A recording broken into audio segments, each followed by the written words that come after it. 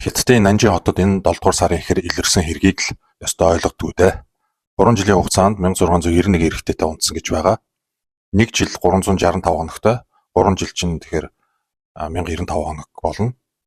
Энэ нь өдөр бүр 1, зарим өдрүүдөр 2 гэсэн үг үү.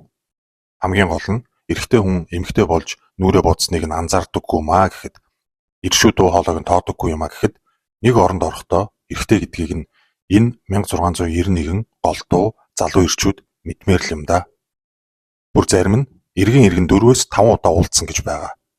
За бүр инээдтэй нь хэд хэдэн ирчүүдээс гэрлэх санал авсан гэдгийг нь бүрж ойлгодгүй. Эсвэл хүүсээ солилцсон байсан юм болов.